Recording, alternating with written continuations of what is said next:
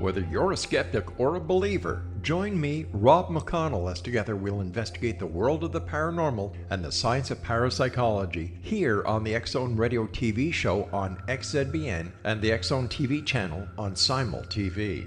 Since 1990, the X-Zone Radio TV show has been the place where people dare to believe and dare to be heard. Together, we'll investigate UFOs, aliens, ghosts, Bigfoot, psychic phenomena, lake monsters, conspiracy theories, government cover-ups, the truth embargo, alien abductions, ESP, haunted locations from around the world, and so much more. With over 28 years of broadcasting and more than 4,500 individual guests, the X-Zone is truly a place where fact is fiction and fiction is reality, as evidenced by the credibility, integrity, and professionalism of the guests that we bring to our international audience. If you have seen a UFO, had a close encounter, seen a ghost, Bigfoot, lake monster, or a story that you would like to share or have investigated, contact me, Rob McConnell, by sending me your email to xzone@xzoneradiotv.com, or you can call toll-free 1-800-610-7035, extension 143, and on Skype, X-Zone Radio TV. For more information on the X-Zone Radio TV show with yours truly, Rob McConnell, visit www.xzoneradiotv.com or www.xzonetvchannel.com or simultv.com and xzbn.net. Until next we meet here in the X-Zone from our broadcast center and studios in Hamilton, Ontario, Canada, always remember, X-Zone Nation, keep your eyes to the sky and your heart in the light.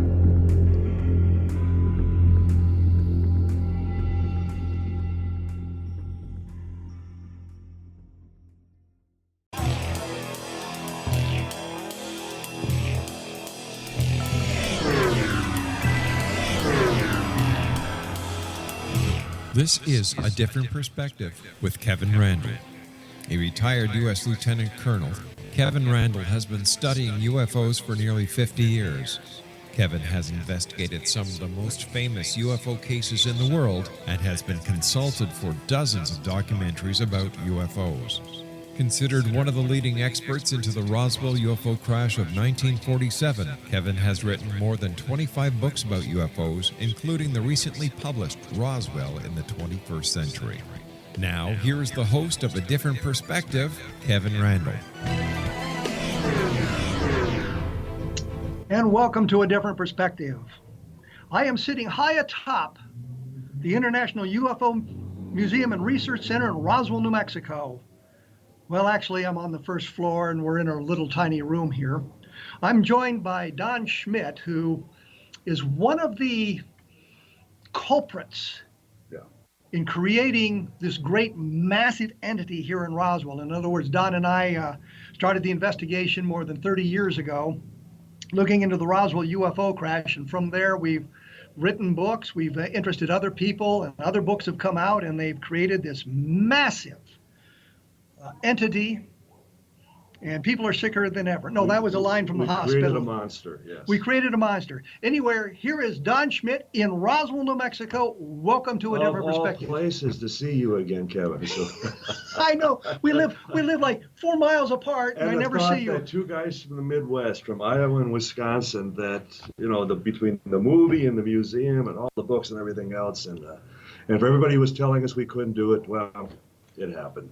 There you go. What you were out on the debris field yesterday with the Sci-Fi Channel or something? No. It was with a Spanish film crew. They were one of the television shows, and they contacted me about just getting out there, and I told them when I was first getting into town, but I was more surprised that the old Heinz house, the very one-room shack, the building that Mac Brazel, the very ranch foreman, had stayed the night before with intelligence officer Jesse Marcel and counterintelligence officer Sheridan Cabot the night before they investigated the debris field. And after all these years, for 30 years, to just see it as, just a common landmark and a throwback to the very event, and to see it gone. Well, wasn't the Heinz house when we were there the first time, wasn't it being used for like hay storage or It something? still was. In fact, I think the very last time I was there, it was vacant. It was open. So I'd been inside a number of times. And you could see where even some of the piping, where there was at least running water at one time or another. And there was a cistern off to the side. But, and then even the original, the cattle pen, where the livestock shed was located. And even in the very press release where it says that the rancher stored the disc in a livestock shed. Well, it was actually a big piece that he dragged behind the pickup truck or whatever that first night. And that even was taken down maybe a dozen years ago. So it's like slowly, The history is being erased. history is being erased. Now, the one thing that's still out there is the very stone cairn that we erected back in September of '89 when we did the first archaeological. Uh-huh.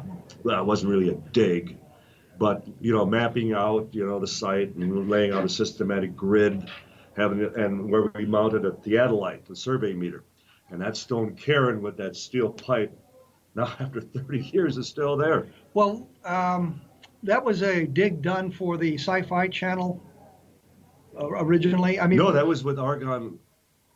what I was getting at. Oh. There was a documentary done out there. I got Yes, that was with the Sci-Fi Channel in 2002. And well, I was thinking of Dolman and his dig. Oh, that was in 2006. There was an archaeological site survey done out there with I guess an archaeologist from the University of New Mexico. Right. And they gathered a whole bunch of bags of soil, ground and, for particle analysis. Yeah. Did that ever happen? Well, they stored those 50-some bags of ground. They were all in these hermetically sealed, plastic-lined bags in the local Wells Fargo bank in a security box or a security vault area. And we would get after the Sci-Fi Channel month after month. When is the professor going to come down from the university and finally take back, those ground samples to do the particle analysis? And for us, it was as simple as just, running the bags as far as into a tray, and then it's under even just black light that metal particles would expose themselves, would shine Would off of the fluoresce. black light, become fluorescent, yeah. And he finally, after a year, he succumbed to all the pressure and he came down. And I get a phone call from the museum, and they're laughing because he stops by and he wants to borrow a wetback. What do you need a wetback for? Well, I need to go back to the bank. Well, the bank, don't they have a vacuum cleaner? Well, I don't want them to see. Well, in his scientific expertise, what he didn't realize, what happens to sealed ground after a lengthy period of time? Well, it starts to germinate. It's alive. Yes. And as he was picking up the bags and the bank vault, the bottoms were all dropping out. So what you're saying is this great experiment came to naught. Everything was contaminated. Everything was for naught, as you said. And it was once again my learning the hard way that science is only science in so much as that something is accomplished and there's a breakthrough. Otherwise, it's theory, it's hypothetical. Well, I know that there's a lot of controversy about the Roswell case now, and I think we've learned some of the witnesses were not as candid as they could be. Of course. We're telling the truth. Right. Where do you stand on the Roswell case today? What do you think is the best witnesses, the best evidence, that sort of thing? What impressed me more and more in the latter years of the investigation were certainly the deathbed testimonies. When, and you yourself had interviewed Carleen Green, for example, the last time you were here at the museum, and her father, Sergeant Homer Rowlett, and his calling her over to his gurney just before he was to go in for heart surgery and confessing to her his involvement and being part of the actual recovery team. And as the others, always mentioning the bodies regarding their deathbed testimonies. And then for him to also state that one was alive, which was also consistent with the deathbeds. But it's secondhand testimony. From the family, yes. But still secondhand But it testimony. also came from her brother, Larry Rowlett as well, in a separate situation. But what I'm saying is it's still secondhand testimony. It's not the guy who was actually there telling you Right, the story. And right. I found that in my investigations of many cases, not just Roswell, that the secondhand testimonies, they sometimes are embellished, confabulated. Yes, of course. Not saying that people are doing anything to be deceitful or anything like that, but I guess in the course of relating the story from one person to another, they get changed slightly or embellished slightly. Of course. And doesn't that render the testimony from secondhand sources a little bit? If it's a single secondhand source, but when it's an accumulation of secondhand sources, and in these cases, being the families, being the spouses, when, for example, when I went to interview Lieutenant Colonel Edgar Skelly, who was with the 393rd Bomb Squadron, and he was head of that he would have been the operations officer on the Necessary Evil, which was the actual B-29 that the likes of Lloyd Thompson and Felix Martucci and Robert Slusher and Arthur Ossachuk would have been on. And these are all people we've talked to for the most part. Right. Felix Martucci, we actually staked out his apartment down in San Antonio. Right. Waiting for him to come back, and he never did. And he never showed up. And I think Len Springfield tried to And contact he slammed him. the phone down. He yelled no and slammed the phone down. Yes. So the point simply is, in Martucci's case, we didn't get any testimony, Right. but he was clearly agitated by the questions. He was. But these people you mentioned, they were all on the same flight, taking And verified the flight and verified the conditions of the flight and the crate hidden in Bomb Pit 1, for example, which in itself was highly unusual. But getting back to Colonel Skelly, and as I was allowed into the home in Riverside, California, and his wife, he was in his bathrobe, so he went to put on a pair of pants, that type of thing. His wife took me aside and said, you need to get him to talk. I've tried over and over again. Every time something is, presented on the subject, he walks out of the room, says, don't ask me. And each and every time I asked him, specifically about, do you remember Robert Slusher? Do you remember, again, people within your own, as far as part of your own crew, which was Necessary Evil. And as you remember, the plane that was substituted was Dave's Dream. Yes. And so he kept coming back to, well, why do you need to know this? It wasn't like, I don't remember. It was like, but why do you need to know this? And no matter what answer I gave him, such as, well, don't you think your wife needs to know the truth? Shouldn't you tell your wife? Even after I leave, why don't you finally, confide to your own wife? And then he started to play the lapse of memory. And he didn't remember anyone. He didn't remember Thaddeus D. Love, for example. And you remember when you went to visit with his widow, and she would barely crack the door talking with it. But such a name as Thaddeus Love, that type of thing. So where I left it was that I was going to have the others, the survivors of that crew, Right. call her up and see if they could orchestrate something to finally approach her husband and see what could develop out of it. So I did all that.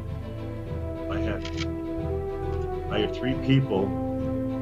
Well, let me interrupt here because I Okay. think we're going to have to take a break. Oh, okay. So we'll be right back with Don Schmitt. We'll continue on with some of the information about Roswell. So stick around.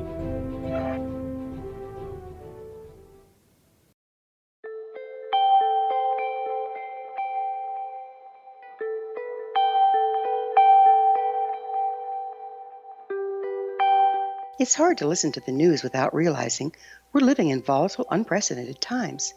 Yet never has there been such an opportunity to transform the human condition.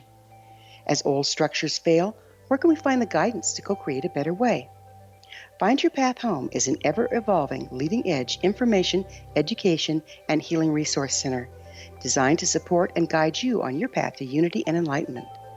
Based on sound principles employed by shaman worldwide, we provide techniques that can support you through the current transitions, offering online shamanic classes, international long-distance shamanic healing sessions, complimentary Mission Evolution radio episodes and Stairway to Heaven TV vignettes, seminars, retreats, and much more. All of this can be found on findyourpathhome.com. So I was watching the X Zone TV channel last night when I was abducted by aliens, and they kept repeating to me over and over again, simultv.com, simultv.com. What's simultv.com? That's what I asked them. They had it written on the side of their UFO. How do you spell that? UFO. No, I mean simultv.com. simultv.com. simultv.com. Right. simultv.com. Interesting that you were abducted by aliens in a simultv.com UFO last night. Oh, yeah? Yeah. Now that you mention it, I remember now last night I was awakened from a deep sleep. My great-grandmother was standing there. She said she'd come from the hereafter to tell me about simultv.com. She even spelled it out for me. simultv.com, sonny boy. simultv.com. simultv.com, sonny boy. Wow. Yeah. Guys, you'll never guess what my psychic guru just told me. simultv.com. Exactly. Are you guys psychic too? Of course. We all know about simultv.com. simultv.com.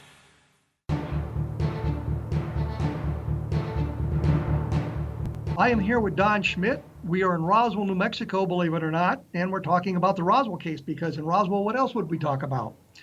When we took our break, Don was expounding on Felix Martucci and the flight crew that took some of the materials to Roswell, and the trouble of getting the people to talk, and the value of some of the secondhand testimonies we've gotten. So, but specifically, you mentioned Martucci, his commanding officer, Lieutenant Colonel Edgar Skelly. And then, yes, as I was departing from his residence, and the game plan with his wife, having the others try to all work together with her and then approach her husband and see if he then would maybe recant as far as his lack of memory and inability to say anything further on.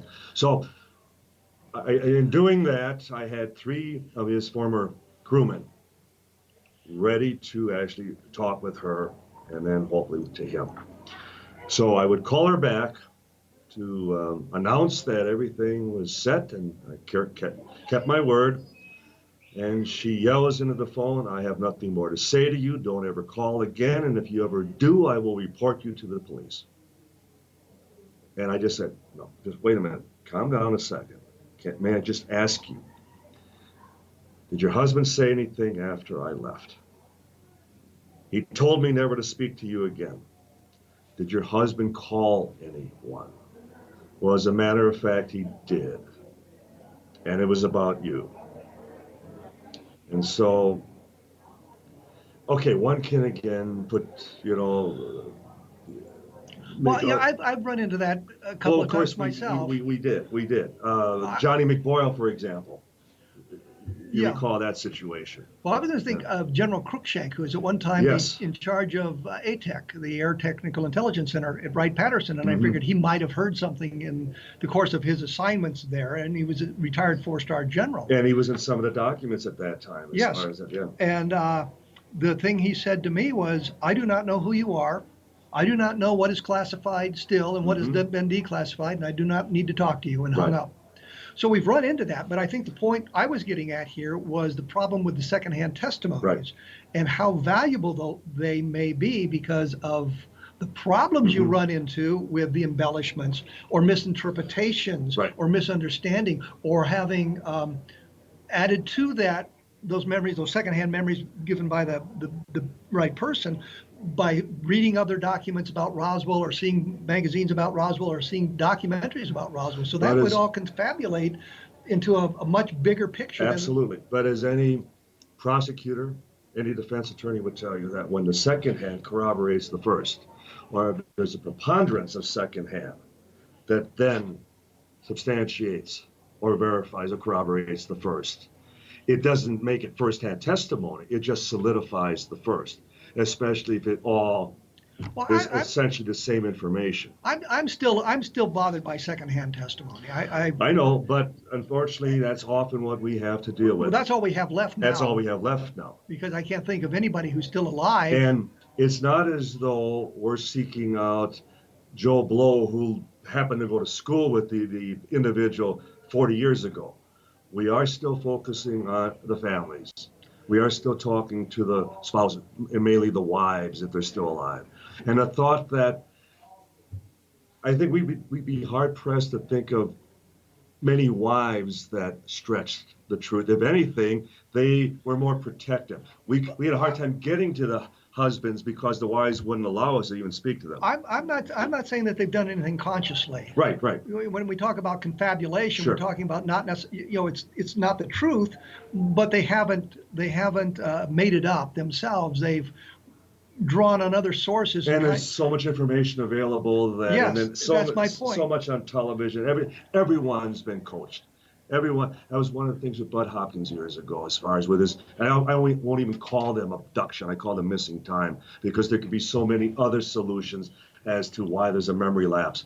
But the thought that when you're essentially placing all your control information on the table, you have contaminated the entire field. We could take this entire museum and have everyone, hypnotically regressed, and they would all describe some semblance of an abduction experience based on what they've read, heard, seen. Well, I think one of the key examples of some of that is a guy named Trowbridge. Yes, who precisely. Who told people that he had been at the Marcel house on the night of the very night. The very night that Marcel returned from the debris field. I don't know why I can't speak. The debris field, and there was supposedly a bridge game going on at the Marcel house. At the very time that Marcel returned back from the and you're trying to figure out, why would Vaux Marcel, his wife, be hosting a bridge party with him gone? Absent, right. And she never said anything to us about it. Not only just absent, but on assignment, because you don't know when he's coming back. But she never said anything to us about that. And Jesse Marcel Jr. never said anything, and they were both in the house. Exactly. Yeah, right. And so there's no one, not even secondhand, to substantiate that even scenario. But if you go to his obituary, which really set me off, it's mentioned in his obituary. He was the last surviving member to have seen the actual debris. And who wrote that obituary? His son, who was the biggest promoter of his involvement. In fact, when he brought him here to the museum, the son was doing most of the talking. Well, I think you've just proven my point. Yeah. And so in his case, he was trying to exploit the fact that his father was here in 1947, and what better way to capitalize as far as on the entire event. His son, for example, would contact the museum and wanted us to display some of his father's plaques and some of his military memorabilia. That's right. And but he wanted to charge us, have us pay for it. Well, I was going to say, I can't see a problem with having that sort of memorabilia in the museum, because it would be nice. As we've had. It would be nice to see that sort of thing. Okay, but it's going to cost you this much. Yeah, then we move on. Let me ask you, as far, especially as an officer, the fact that it's a 4th of July weekend, and after Brazel brings the material and the whole scenario as far as the Frank Joyce at KGFL and then them being referred to the base, they get Marcel. He happens to be the one who actually takes the call. He's eating a sandwich and he's at the PX, and the rest is history. But it's important enough that they alert Blanchard, the base commander. Well, I think what happens there is Brazel shows up at the sheriff's office here in Roswell. He doesn't know what he has. And the sheriff doesn't know. And the sheriff doesn't recognize it. Right. But Brazel says it looked like it was something from the air, given the debris field, the way the debris field extent looks. of it, right. And he thought it would belong to somebody out to the base. So the sheriff calls out to the base, and who would he ask for? I would think he would ask for ask the operations officer, the operations officer, the officer as far as the officer of the day, duty, or the officer of the day. But it's nonetheless still. It's still Marcel who gets the call. And then still important enough that holiday weekend, they alert the very base commander. Well, there is such a thing in the military calls the essential elements of intelligence. And these are things that you have to report to the commander. And I know when we were serving in Iraq, we had an incident where one of our soldiers was lightly wounded. I mean, just basically a scratch, not bad at all, but it was in the middle of the night when it happened. And I came into the Tactical Operations Center 5 o'clock in the morning. And I asked the NCO, did anything happen last night? And he said, well, we had a soldier injured. And I said, did you call the commander? And he said, well, no, Captain Neubauer said it wasn't bad enough to wait till morning. And I said, no, call him now. Right. And he called him, and I overheard the conversation. He kept saying, yes, sir, yes, sir. Captain Randle just told me that, sir, because it's something that you would do. So something like that there's a possibility of an aircraft accident, not necessarily from the 509th, because they would know if there was Right, one of their aircraft right. missing, but you would alert the commanding officer about And it. yet, as we know, there was nothing reported missing. They were not placed on any alert as far as that anything being tested or any aircraft missing or disabled as far as during that time period. And then the fact that Blanchard would not just dispatch they've got a something. couple of enlisted men. He sends his two head of intelligence out. Well, he to sends check it out. Marcel and he sends Cavett, Right. who was the counterintelligence guy In that the just event arrived. it's something foreign. Yeah, Yeah.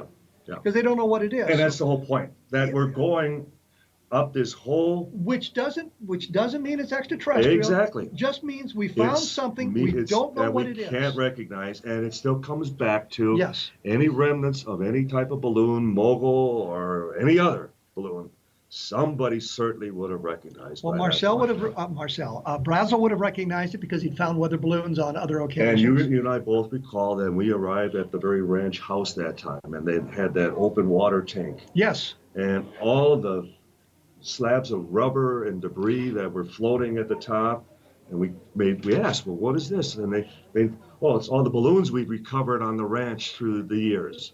Well, I know Brazel was quoted in the newspaper and said, well, I found weather observation All the devices time. like this 2 times before, and it looked Right. nothing like those. So Right. we've eliminated the balloons, basically. Right. But they've got something they do not recognize. So it makes perfect sense for the sheriff to call out to the base to find out. Of course. And it makes perfect sense for the people at the base to send somebody out to inspect it to But see if it again, is. because no one is able to identify Yes. these remnants. They don't That's know the what point. it is. That's the point. Which, again, doesn't take us to the extraterrestrial. No, I could not agree more. And that's the whole point. But then we're relying strictly short of, the physical evidence or the remains themselves, that we have to at least try to reason how they reason at the time. Okay, well, we're going to continue with the discussion on why would they go to the ranch and the stuff about Roswell and secondhand witnesses and all that. I'm here with Don Schmitt in Roswell, New Mexico, believe it or not. I'll have information about this up on my blog at www.kevinrandle.blogspot.com. And Don is the author of a number of books about Roswell, including The Witness to Roswell and some of the other books like that. So you can take a look at his website at www.roswellinvestigator.com. There you go. From the man's mouth himself.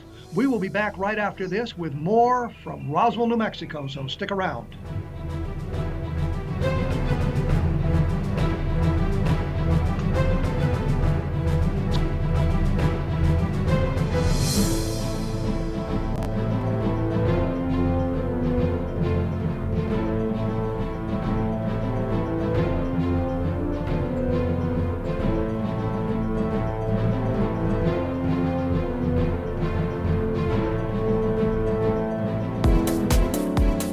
How would your life change if you could develop the business and personal skills that you need in order to make more money? Do you want to learn how to achieve your big life goals faster? Then go to findhiddenmoney.com and get the Goal for It online course. The course teaches you how you can set and achieve your biggest goals while completely overcoming the roadblocks to your goals so that you can realize your dreams and imagine more success. Go to findhiddenmoney.com. Memorable dynamic presentations are a not-so-secret weapon in the business world. Do you have a powerful message that must be shared, but you haven't found a way to deliver that message? Do you want to be known as a top public speaker who gets amazing results? Are you ready to create and deliver your powerful message? Thomas Hides can help you create and deliver your speech to get the results you desire. Visit iconquality.com. Did you expect your business to flourish, but instead it plateaued or didn't get off the ground yet? Would you like to achieve massive goals and discover new sources of income within your business? When you're ready to experience that type of success with fast results, Cindy Hendricks is the business coach for you. Her work with entrepreneurs and business owners has been life-changing. To get you and your business where you want to be, go to imaginemoresuccess.com. Has the fear of public speaking stalled your business or personal life? What would you give to develop and maintain supreme confidence? Have an invaluable private program to always perform at your best. Imagine how you would feel. You can have all that and so much more today with Thomas Hyde's life-changing course called Number One Fear Unleashed. Visit numberonefear.com and be liberated from your fear of public speaking.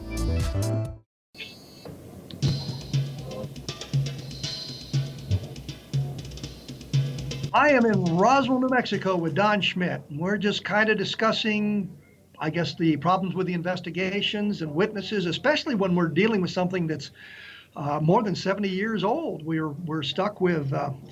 We have very few people who are alive who were there in 1947, which is kind of a sad thing. And I know, oh, gee whiz, it must have been 8 or 9 years ago. We were looking for some of the other people, and I talked to a guy who was 89 years old. He'd been here at Roswell at the time. And his comment to me, by the way, and I know I alerted you to this, Don. He said, well, we were just told not to talk about it, and I don't remember a whole lot of what was going on because, the guy's 89 years old. But just kind of. But that was a very honest response. Yeah, we were just told not to talk about it. And here's the thing. I mean, here's a guy I called cold, and he has some memories. We didn't get into any detail because he didn't remember any detail, and I think he was kind of on the periphery of the whole thing. But I guess you begin to looking at the preponderance of the evidence. Here's one more person who was involved in some fashion talking to us, as opposed to the secondhand witnesses. You mentioned like Trowbridge, and yes, as far as in whether it was mostly a combination of his son or just leading his father at that later age in his life and trying to, create some form of legacy and connection with the event. But when it becomes a drawn out, full description of detail, then obviously we suspect that it's more than likely embellished and fabricated. But when you get these little snippets, I saw this, I remember this, in this case, this gentleman, we were told not to say anything. Yeah. Those are the most believable. Well, but it really doesn't, again, it doesn't lead us to the extraterrestrial. Of course not. And, when we start talking about people sworn to secrecy, I remember giving classified briefings. Right. And the first thing you say at the classified briefing, you are not authorized to talk to anybody about this who is not cleared to hear it. Precisely. So I think that in some cases, those sorts of benign reminders have been confabulated into something much more ominous than they really were. It was just, this is a classified mission, this is a classified operation, this is a classified event. Don't talk about it. Which is, for example, the flight, the crew, the 393rd that were on days, or on straight flush, yes, on the return flight with Marcel, and essentially they were told, don't talk. It was a non-flight, non-scheduled flight, and then, it's up to us to see or determine what possibly was their cargo, and in some way, is it related? Yeah. And because it happens during that time period, unless someone can demonstrate that it was something unrelated, then it's incumbent on them. I mean, were they hauling a mobile balloon? Were they hauling as far as the general's furniture? Remember, that's what they were told, that type of thing. And so a lot of it becomes part of that entire investigative process, like that old Japanese murder movie in 1950, The Rashomon Effect. And basically, where both the prosecution and the defense demonstrate essentially the same argument, that you have your position as far as the defense, and then the prosecution has their position, and then there's what really happened. Yes. And it's a matter of then either side being able to determine without having a preconceived position as to this is what happened, this is only what happened, as opposed to those who are still trying to determine. But I think when we look at the Roswell case, because we have so many participants, and there's so many people that want to be participants who may not have been. And the thing that opened my eyes was a book called Stolen Valor.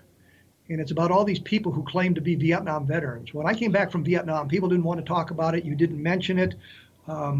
It was just something that it wasn't discussed. And I remember when I worked at Rockwell International, they found out after several years I was a Vietnam veteran. And one of the women says, "But you seem so normal." Yes. The point being, we just didn't talk about it. And now we have all these people who claim to be Vietnam veterans who didn't serve in Vietnam. One of them, is he a senator or a congressman? I think we know who we're talking about, but... The one that presented me the Bronze Star? Yes, as I recall, yes. But mentioning that, I mentioned historian like John Custer Mullen, who's done most of the work on the 509 and the atomic bomb. And he would tell me, he would say, Don, you'd be surprised how many servicemen, how many pilots and crewmen through the years have told me they were either on Enola Gay or boxcar. And certainly they weren't. No. But it doesn't disqualify the fact that they both those flights, existed. And for those who may not be up on their history, the Enola Gay dropped the atomic bomb on Japan at Nagasaki. Hiroshima. Yeah, Hiroshima, right. And the boxcar at and one was Nagasaki. Paul Tibbets, and the other one was Chuck Sweeney. Right? Yeah. But I mean, the point simply is, in the Stolen Valor, it was literally hundreds and hundreds of people coming forward with their tales of murder and mayhem in Vietnam, and we learned that this guy was in the Army, but he wasn't deployed to Vietnam. And many of them incriminating fellow servicemen in events that never took place. Because that was the narrative that the and it got them all the attention. Well, and it was the narrative that the media wanted to follow. That, exactly. That we were all a bunch of, well, we were a bunch of hired killers when you think about it. But I mean, the point simply is, you've got all these people coming forward now with their incredible tales of what they did in Vietnam, and you learn that they didn't do any of those things. And some of us who were actually in Vietnam, we can sometimes recognize the stories for being bogus because they don't have the terminology right. I'm sure you and I agree on Philip Corso, for example. Oh, yeah. And then to hear after the fact, and I had interviewed Corso on 2 occasions. And I found him, congenial. Sure, charming fellow. Charming fellow. But a liar. To learn after the fact that he had made 2 previous trips to Roswell. And where did he stay on both of those occasions? With Frank Kaufman. Oh, yeah, they were good buddies. They were good buddies. And the point being, then, in the book, the first chapter, as far as providing the summary of Roswell, it's 100% Frank Kaufman. Well, the interesting thing is, and for those of you who don't know, Frank Kaufman was a witness that Don and I had believed in the beginning because we were pointed to him. Well, he was potentially a star witness, firsthand. And we were pointed to him by Walter Hott, but we learned that Kaufman was making the whole thing up. He was not involved in any way. He was forging documents. He was forging, yes. But the point here is that Corso and he appeared on Coast to Coast. Yes. And what was interesting is every time Kaufman said something or a question was asked, Corso would defer to Kaufman. Yes. And that tells me that Corso isn't who he was. Precisely. Because he thought Kaufman was who he said he was. Yeah. But Corso, story of seeing the bodies, and I explain this for the people who may not be familiar with the name, at Fort Riley.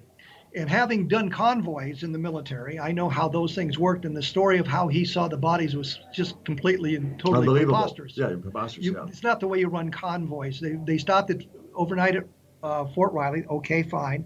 They unloaded the cargo, the classified cargo, put it in a veterinary clinic.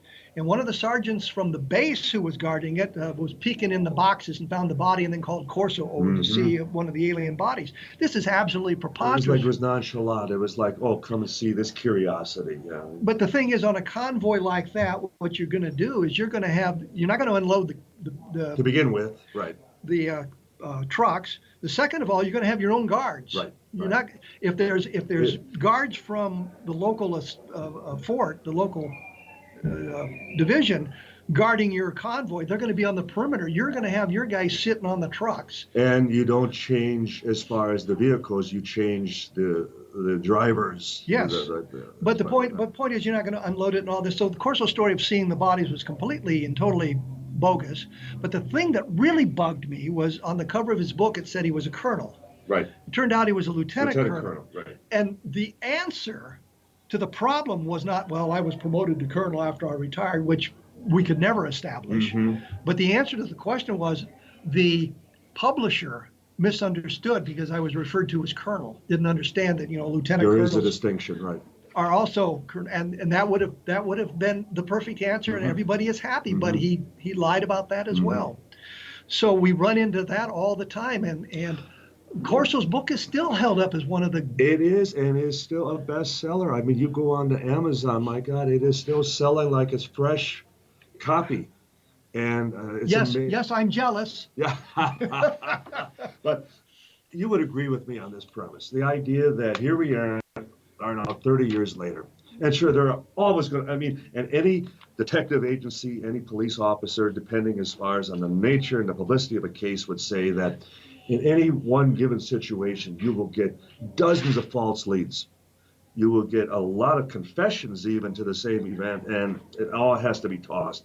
It doesn't negate the fact that something happened. In the case of Roswell, something did crash. Oh, absolutely. There was Everybody agrees. And the point being that after 30 years, we shouldn't expect any less, that there is going to be a lot of confabulation. There are going to be a lot of fake, phony witnesses. But the point being that if all we're left with is that it still involves something that to this day, we still don't know what it was. Doesn't mean that we just walk away from it and say, well, because we have a few Glenn Dennises that we give up on it, or do we still, at the very chance that it may be what the witnesses say it was, that we still may be on the brink of the biggest story of the millennium in that regard, because no one has been able to provide an alternative at this point. Well, with any eyewitness testimony to support that position. We're going to have to take another break here. Okay. So when we come back, we're going to talk a little bit more about some of the alternative explanations that have been offered for the Roswell case and how they don't really fit the facts as we know them and what the witnesses have told us. Once again, take a look at my blog at www.kevinrandle.blogspot.com. And for those of you who'd like to see an instance where the government was kind of covering up the symbol seen at the Socorro case, I take a look at Encounters in the Desert, which is the book I did about the Socorro landing. And we will be back with Don Schmitt right after this, so hang around.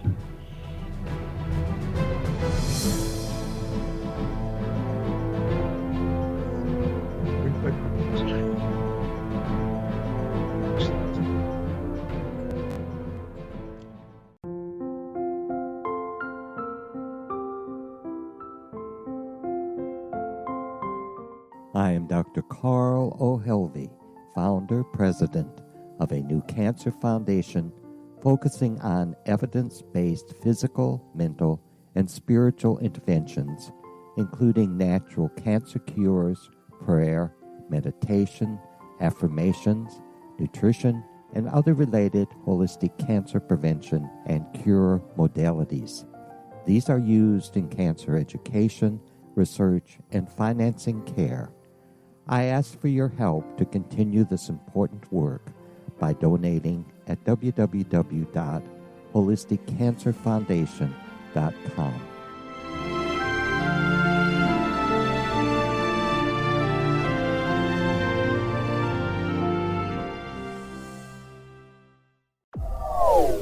They are here, and they've been here for thousands of years, making their presence known in the shadows. They might be seen by a lonely motorist on a deserted road late at night, or by a frightened and confused husband in the bedroom he is sharing with his wife. But who are they? What do they want? Why are they here? Perhaps most concerning, has the government been aware of their presence all along? The new book by Ellie Marzulli, UFO Disclosure, the 70-year cover-up exposed, delves into the world of UFOs. Can full disclosure be soon? Order now and receive a free hour and 37-minute DVD on the UFO phenomenon. UFOs are real. Get both the book and the DVD, a $40 value, for only $19.99. To order your book and DVD today, go to lamarzulli.net. That's LAMARZULLI.net.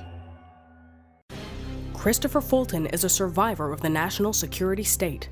All he wanted to do was preserve history when he acquired a Cartier watch from the estate of President Kennedy's personal secretary. But that simple act set off a terrible chain reaction. He was pursued by the U.S. Justice Department and the FBI, thrust into the middle of the U.S. government's Assassination Records Review Board, even monitored and pursued by the Russian government. All because that Cartier watch was the missing link of evidence, a timepiece worn by JFK that fateful day in Dallas, a link resulting in Christopher being incarcerated and attacked for 9 years years because he opened a hidden chapter in history. The intriguing journey outlined fully in Christopher Fulton's memoir, The Inheritance, is available now through TrineDay.com or Amazon.com. The Inheritance, Poisoned Fruit of JFK's Assassination by Christopher and Michelle Fulton is a must-read, an incredible tale of how easily our own government can overrule justice. The Inheritance, Poisoned Fruit of JFK's Assassination.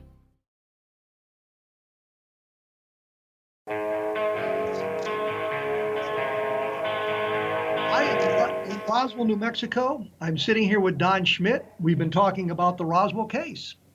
And when we broke, we were kind of getting off into some of the alternative explanations. And I think one of the points that we'll end up making here is that we've looked at a number of alternatives. What could it be other than something extraterrestrial? And why not being able to identify it doesn't lead us directly to the extraterrestrial. It certainly eliminates all the terrestrial explanations.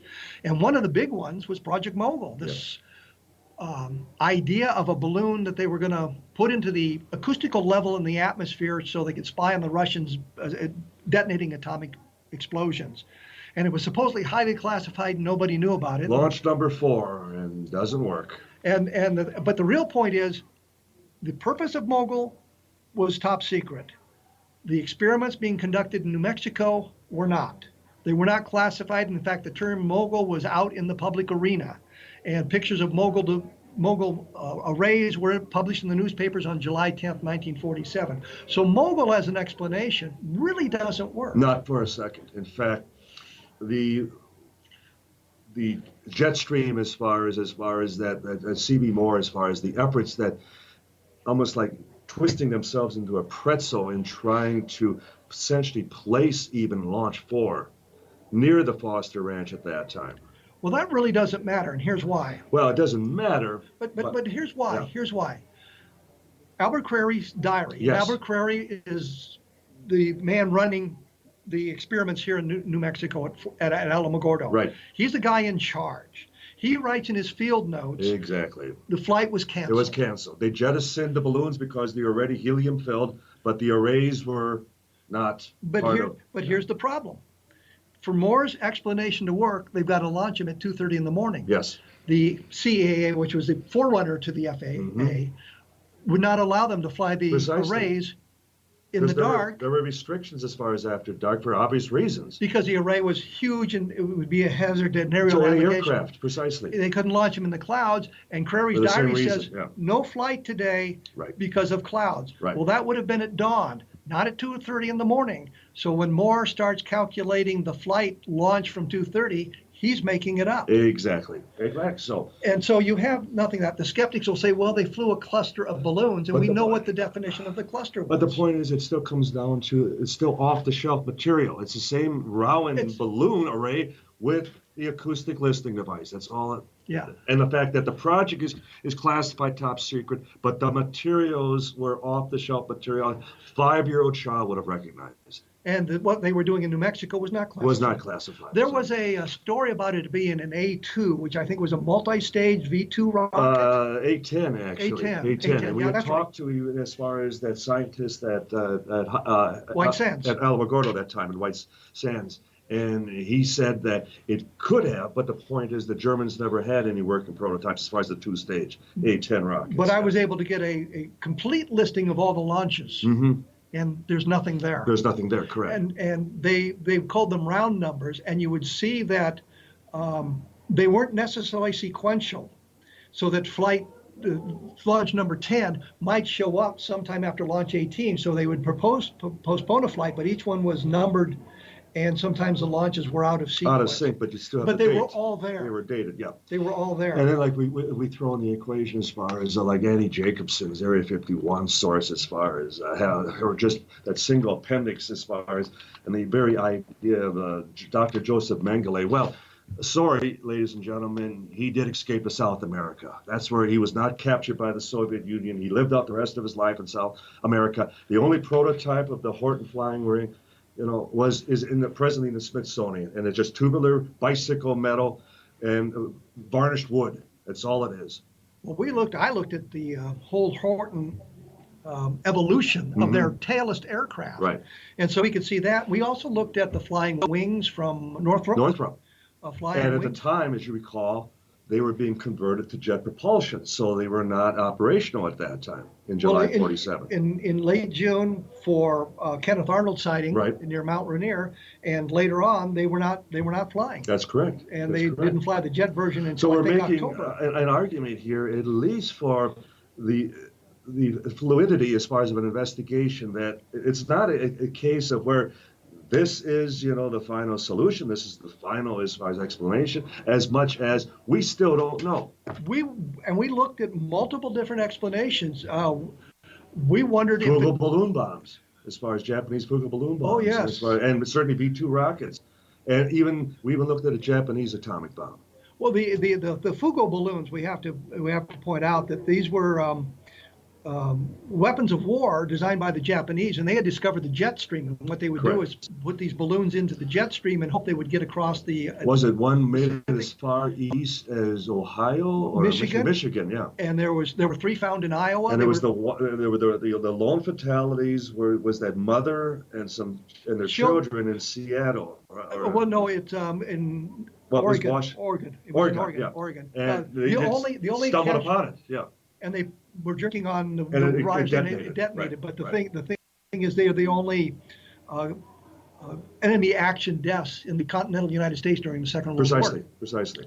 But we looked at all of that stuff, and we knew where the balloons landed, and there was nothing that would suggest the balloon would stay up 2 years and then fall. Which was the joke that we posed to John Keel, who was the advocate of that theory. Well, then I guess the balloons were circling the planet for 2 years, right? But he quickly backed off from that. Yes. So I mean, the point simply is we've looked at an awful lot of different explanations for what it could have been. Could they have dropped an atomic bomb by mistake in the area? And if that would have been classified. But we know, for example, like the incident that was in 57 outside of Albuquerque when it fell out of Bombay.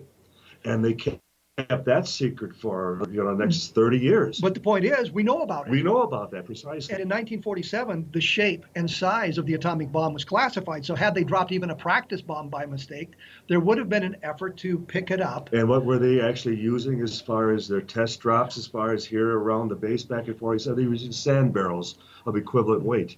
So I guess the point simply is we found no terrestrial explanation. The Air Force itself said there were no plane crashes, either experimental or operational, that would account for it. So the Air Force helped us out on that respect. Exactly. And in General Ramey's cancellation of the resumption of the flight on the right field at that time, and yet we do know for a fact that the flight did resume and take debris onto right field. So what was tested there?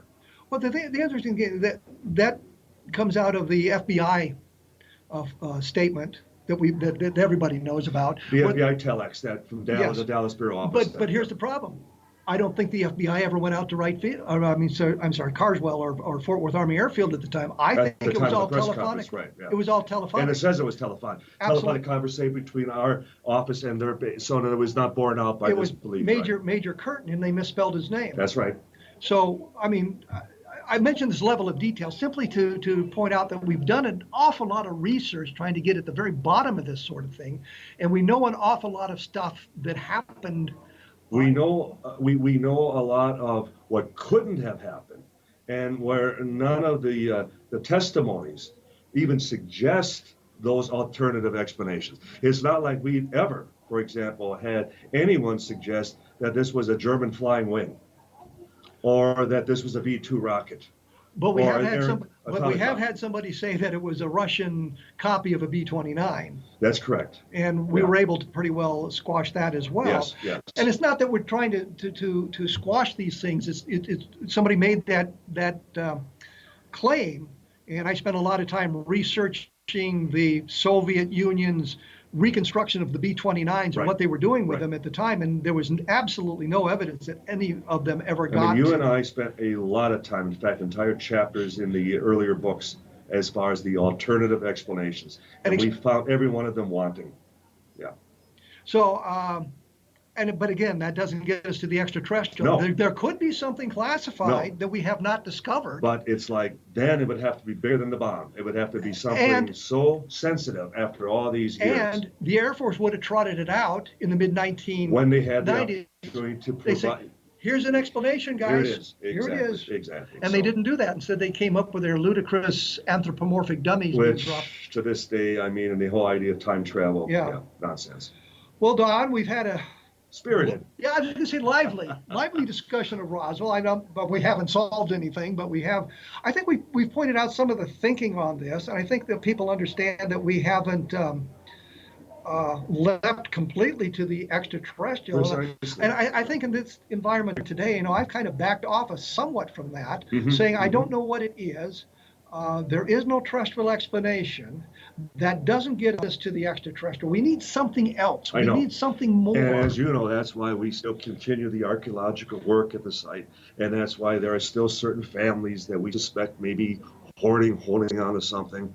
And someday, and hopefully in our lifetimes, whether it's a case of disclosure or just that we finally come up with a government document would be nice. Yes, that isn't fraudulent, MJ12. Yeah. And we see fraudulent documents all the time as well now. And so, we've got to look at all of that sort of thing. But we are sitting here in Roswell. We're surrounded by people in the museum who are interested in this case, and I am just flabbergasted about the number of people coming through. So it's something that's clearly touched a nerve with a lot of people, and they're interested in what's going on. And lest anyone would think, Kevin and I don't get a penny from the museum for any ongoing research or any contributions towards our future work. I will be here in Roswell for a few more days. My plan is to interview some more people about a variety of topics, not just Roswell. Some abductees are here, abduction researchers and things like that. We'll be talking about this. Take a look at my blog when you get a chance at www.kevinrandle.blogspot, and Don's website is www.roswellinvestigator.com.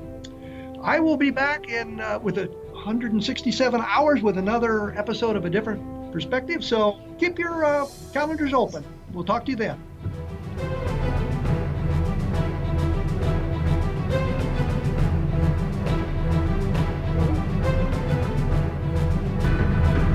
If you are looking for a safe, zero-calorie natural option to the harmful artificial sweeteners on the market today, Just Like Sugar is what you're looking for. Just Like Sugar is a wonderful natural alternative for those health-conscious people who choose a calorie-restricted diet with a great, pure, sweet flavor that tastes just like sugar. Just Like Sugar is a great natural option for people suffering from diabetes and may be useful in restricted diet programs where standard sugars are not allowed and does not cause a laxative effect of some other sweeteners. Just Like Sugar comprises a perfect blend of chicory root fiber, natural calcium, natural vitamin C, and Just Like Sugar's sweetness comes from the natural flavors from the peel of the orange. Just Like Sugar is a natural alternative to harmful artificial sweeteners and will change the way that you believe all natural sweetener products taste. Just Like Sugar is available at your local Whole Foods markets, Wild Oats markets, Henry's, Sun Harvest, and many other fine natural food stores in the U.S., Canada, and worldwide.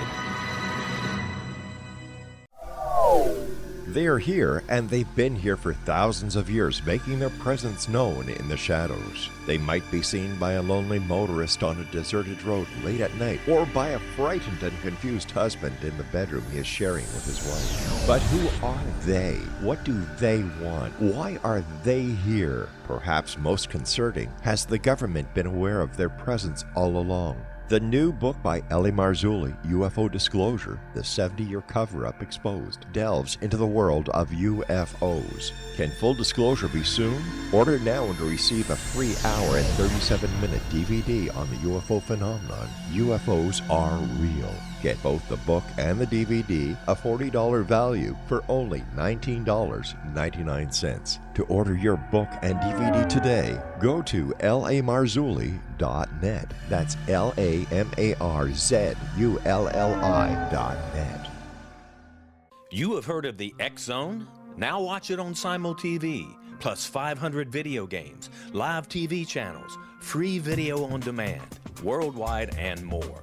Does this sound like tomorrow's television? Well, it is, but you can have it today, right now. It is Simul TV. SimulTV offers what the others only wish they could provide. 15 exclusive channels like X-Zone, Sci-Fi, and Horror. We are worldwide. No other provider offers that. 500 built-in video games. No need to have an extra expensive system. We have them included. Free video on demand. Live streaming events from around the world. Interactive online network, and much more. Tomorrow's TV today. SimulTV. Sound too good to be true? Well, it's not. You can have SimulTV today. Sign up at simultv.com. Do it today.